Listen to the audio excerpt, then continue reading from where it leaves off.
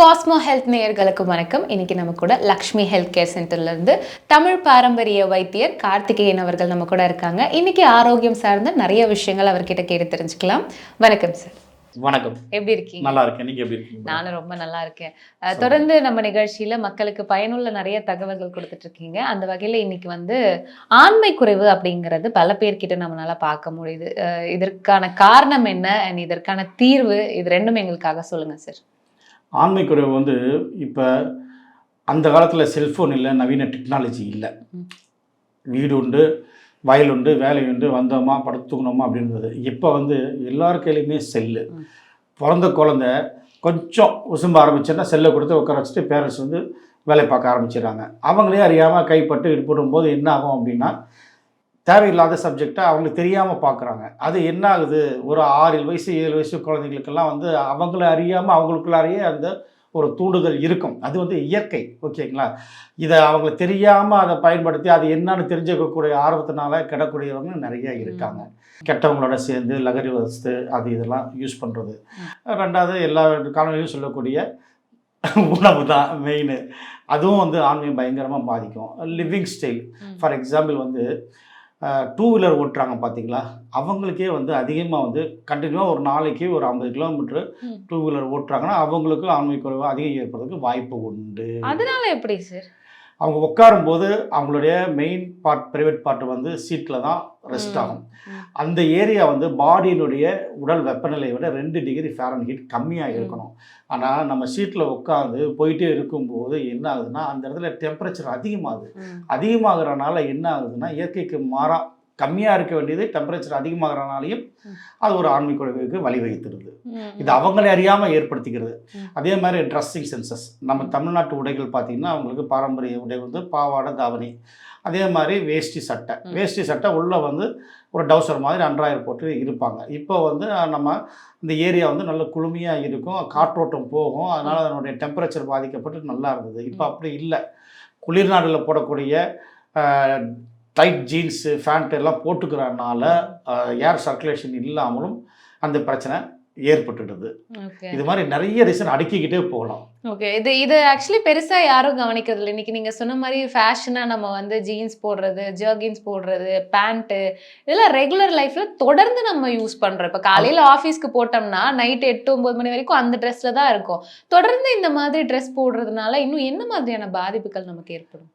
தொடர்ந்து இது மாதிரி ட்ரெஸ் போடுறதுனால தான் இப்போ இன்ஃபர்டிலிட்டி சென்டர் மூளைக்கு மூளை பெருகிட்டே வருது. ஆட்டோமேட்டிக் என்னன்னா உங்களுக்கு இந்த மலட்டுத்தன்மை ஏற்பட்டுடுது. அதனால அவங்க இப்போ ஒரு 100 பேருக்கு 100 கப்புள்ஸ் மேரேஜ் பண்ணுறாங்கன்னா ஒரு 20% 25%, 30% நேச்சுரலாக கன்சீவ் ஆகிடுறாங்க. மற்றவங்களெல்லாம் ஒரு ஹாஸ்பிட்டலைசேஷன் பண்ணி தான் அவங்களுக்கு பேபி பிறக்கிறதுக்குரிய வாய்ப்பு கிடைக்கிது.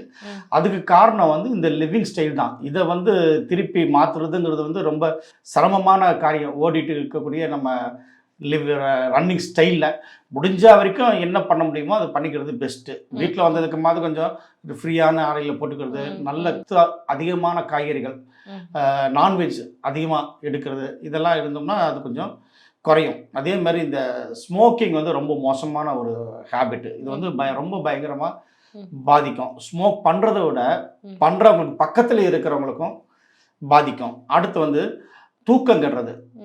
தூக்கம் கெட்ட அவங்களுக்கு என்ன ஆகுன்னா, அதாவது நம்ம உடம்பை ஒவ்வொரு ஆர்கானும் 2 மணி நேரத்தில் தன்னைத்தானே புதுப்பிச்சுக்கிற வேலையை செய்யுது. அது ஹியூமன் கிளாக் அப்படின்னு சொல்லுவாங்க. இரவு நீங்கள் தூங்குனீங்கன்னா அந்த நேரத்தில் உறுப்புகள் ஆர்கான்ஸ் தன்னைத்தானே புதுப்பிச்சுக்கும். அதுக்கு இடம் கொடுக்காம நம்ம நைட் டியூட்டி பார்க்குறது, மூச்சுக்கிட்டே இருக்கிறனால என்ன ஆகுது அப்படின்னா, ஆண்களுக்கு இந்த டெஸ்டோஸ்டெரோன்ற மேல் ஹார்மோன் சுரப்பு 20% குறையுதான் ஒரு ஸ்டடியில். இதனாலையும் ஆண்மை குறைவு ஏற்படுது. ஸ்ட்ரெஸ் அதிகமாக இருக்கிறனாலையும் உங்களுக்கு இந்த பிரச்சனை ஏற்பட்டுடுது. ஓகே, இதுக்கு உணவு முறையில் நம்ம சரி பண்ண முடியும் அப்படின்னா தினந்தோறும் நம்ம உணவு என்ன மாதிரியான விஷயங்கள் அதிகமாக எடுத்துக்கலாம்? தினந்தோறும் நம்ம பாதாம் பருப்பு, பிஸ்தாம் பருப்பு, பேரிச்சங்காய், பேரிச்சம்பழம், இதெல்லாம் கொலஸ்ட்ரால் ஆகும்னு சொல்கிறாங்க. உண்மையா சார்? கொலஸ்ட்ரால் தான் உடம்புக்கு நல்லது. கொலஸ்ட்ரால் பொதுவாக கெட்டது அப்படின்னு சொல்லுவாங்க. அதிக கொலஸ்ட்ரால் அதாவது பாவம் ஒரு பக்கம், பழி ஒரு பக்கம். அப்படிங்கிற கதை தான் இந்த கொலஸ்ட்ராலை பொறுத்த வரைக்கும். இது எப்படி ஈஸியாக சிம்பிளாக சொல்லலாம்னா, ஹார்ட் அட்டாக் வருது பார்த்தீங்களா, கொலஸ்ட்ரால் அதிகமானனால தான் ஹார்ட் அட்டாக் வருது அப்படின்னு. கொலஸ்ட்ரால்னால ஹார்ட் அட்டாக் வராது. ஆக்சுவலி கொலஸ்ட்ரால் எல்டிஎல் போய் என்ன ஆகும் அப்படின்னு வச்சு சிம்பிளாக சொல்லிடுறேன். நம்ம சாப்பிடக்கூடிய இட்லி, வடை, பஜ்ஜி, போண்டா, தோசை இதெல்லாம் அதிகம் சாப்பிடும்போது என்ன ஆகுது அப்படின்னா, இன்சுலின் எதிர்ப்புத்தன்மை ஏற்பட்டு இன்ஃப்ளமேஷன் ஒன்று ஏற்படுதா சொல்கிறோம். இன்ஃப்ளமேஷன்னா என்ன அப்படின்னா, ரத்த நாளங்கள், ரத்தம் போகக்கூடிய குழாயில் போய் ஒரு ஸ்க்ராச்சஸ், இப்போ ஒரு சோறு இருக்கிற வச்சுக்கலாம், அதில் ஒரு ஸ்க்ராச்சஸ் ஏற்படுத்தும். அதே மாதிரி ரத்த நாளங்களில் ஸ்க்ராச்சஸ் ஏற்படுதுன்னா வீக் ஆகி பஸ்ட் ஆகிடும் இல்லைங்களா. அதுக்காக என்ன பண்ணுதுன்னா, இந்த எல்டிஎல் கொலஸ்ட்ரால் போய் அது மேலே போய் டெபாசிட் ஆகும், பட்டிட்டிங்க பார்க்கும். திருப்பி அது மேலே போய் இது ஒரு ஸ்க்ராச்சஸ், திருப்பி பட்டிட்டிங்கரி. இப்படி என்ன ஆகுன்னா, ஹார்ட்டுக்கு போகக்கூடிய நல்ல ரத்தம் போகக்கூடிய ஆர்டரியில் வந்து உள்ளுக்குள்ளார ஸ்க்ராச்சஸ் விழுந்து திருப்பி கொலஸ்ட்ரால் போய் படிஞ்சு அதனுடைய குறுக்களவு குறைஞ்சி தான் ஹார்ட் அட்டாக் வருது. இப்போலாம் சொல்லுவாங்க கொலஸ்ட்ரால் அதில் சேர்ந்து போய் தான் ஹார்ட் அட்டாக் வந்துச்சுப்பாங்க. கொலஸ்ட்ரால் ஏன் சேர்ந்தது? ஸ்க்ராச்சஸ். அந்த ஸ்க்ராச்சஸ் ஏன் வந்தது? இன்ஃப்ளமேஷன். எதனால வந்தது? மாவுச்சத்து. அப்போ பேசிக் வந்து டேஞ்சர் வந்து மாவுச்சத்தை ஒழிய கொலஸ்ட்ரால் அல்ல. ஓகே, அப்போ நட்ஸ் வகைகள் நம்ம எடுத்துக்கலாம், தாராளமாக எடுக்கலாம். அப்புறம் நான்வெஜ் நிறைய எடுத்துக்கலாம். இப்போ சிக்கனுக்கு பார்த்தீங்களா, பிராய்லர் கோழி வந்து ரொம்ப மோசம், அதை சாப்பிட்டா சீக்கிரமாகவே வந்து பெண்கள்லாம் பருவம் அடைஞ்சிடுறாங்க அப்படி, அது இன்னொன்று சூடு, ரொம்ப சூடு அப்படின்லாம் சொல்கிறாங்க. அப்படிலாம் கிடையாது.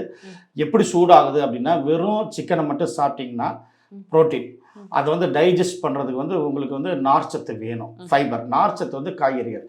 இப்போ ஒரு 200 கிராம் சிக்கன் சாப்பிட்டிங்கன்னா ஒரு 150 கிராம் நார்ச்சத்து உள்ள காய்கறிகள் சேர்த்து சாப்பிட்டிங்கன்னா உங்களுக்கு எந்த பிரச்சனையும் இல்லை, சூடாகாது, ஒன்றும் ஆகாது.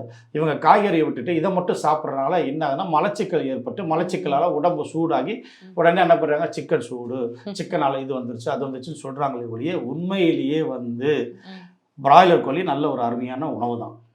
அதே மாதிரி ஆடு, வெள்ளாடு பாருங்க, ஃபுல்லாக கொழுப்பு அப்படின்னு சொல்கிறாங்க. அந்த ஆடு போய் என்னத்தை சாப்பிட்டது? புல்லு தானே சாப்பிடுது. புல்லில் எங்கே கொழுப்பு இருக்குது? இல்லை. அப்புறம் அது மட்டும் எப்படி கொழுப்பாக மாறுது? அதனால் உணவுக்கும் இதுக்கு சம்மந்தம் இல்லை. நான்வெஜ் உணவு வந்து இந்த ஆண்மைக்கு மலட்டுத்தன்மைக்கு நல்ல ஒரு தீர்வாகும். ஓகே, ஸோ வீட்டில் இருந்தபடியே நம்ம ஏதாவது விஷயங்கள் ஒரு கஷாயம் மூலியமாவோ இல்லை வீட்டில் இருக்கிற அஞ்சரை பெட்டியை வைத்து இதுக்கு ஏதாவது தீர்வு கொடுக்க முடியுமா சார்? நாட்டு மருந்து கடையில் போய் பேரிச்சங்காய் அப்படின்னு கேட்டால் தருவாங்க. அந்த பேரிச்சங்காயை வாங்கி உடச்சி உள்ள பேரிச்சம் பழம் மாதிரி இருக்கும், ஆனால் அது பழம், இது காய், அவ்வளோதான். உள்ளே இருக்கிற கொட்டையை எடுத்துகிட்டு அதை மிக்சியில் அடித்து அதை தூளாக்கிக்கிறோம். ஒரு 100 கிராம். அதே மாதிரி முந்திரி பருப்பு ஒரு 100 கிராம், பாதாம் பருப்பு 100 கிராம், பிஸ்தாம் பருப்பு ஒரு 100 கிராம். இதெல்லாம் என்ன பண்ணலாம் அப்படின்னா, எல்லாத்தையும் ஒன்றா கலக்கி தேனை ஊற்றி அதை வந்து டெய்லி ஒரு ஸ்பூன் சாப்பிட்டுட்டே வந்தோம்னா உங்களுக்கு வந்து அருமையாக வந்து ஆண்களுக்கு ஆண்மைத்தன்மையும் பெண்களுக்குரிய ஹார்மோனும் நல்லா சுரக்கும். அதே மாதிரி வந்து வெள்ளாட்டு ஈரல் வாரத்துக்கு 2 நாள் என்ன பண்ணலாம், அதை சாப்பிட்லாம். அது சாப்பிட்றதுனால என்ன ஆகுதுன்னா, உங்களுக்கு வந்து ஹீமோகுளோபின் வந்து நல்லா மெயின்டைன் ஆகும். ஹீமோகுளோபின் மெயின்டைன் ஆனால் உங்களுக்கு ஹார்மோன் லெவல் வந்து நல்லாவே இருக்கும். அதே மாதிரி ஃப்ரூட்ஸ் சாப்பிடும்போது எப்படி சாப்பிடணும்னா, விதை இருக்கணும். இப்போ நீங்கள் வந்து பப்பாளி பழம் பார்க்கலாம், ஈஸியாக கட் பண்ணிங்கன்னா உள்ள ஒன்றுமே இருக்காது. விதையே இல்லாத ஒரு உணவை சாப்பிட்டா அவருக்கு எப்படி உருவாகும் குழந்தை? அப்போ வந்து விதையுள்ள பழங்களாக எடுத்துக்கணும். அப்போ நம்ம பார்த்து கேட்டு வாங்கி விதையுள்ள ஃப்ரூட்ஸுகளாக வாங்கி சாப்பிடணும். காய்கறிகளையும் விதை உள்ளதாக சாப்பிடணும். இப்படி சாப்பிட்டுக்கிட்டு வந்தோம்னா உங்களுக்கு இந்த ஆண்மைக் உறவு வந்து அவ்வளோ ஈஸியாக அண்டாது. அதே மாதிரி நிறைய இந்த அஸ்வகந்தா மூலிகைன்னு இருக்குது, நாட்டு மருந்து கடையில் கேட்டால் கொடுப்பாங்க. அதை வாங்கி நம்ம என்ன பண்ணலாம்னா, பாலில் புட்டவைல்னு சொல்லுவாங்க.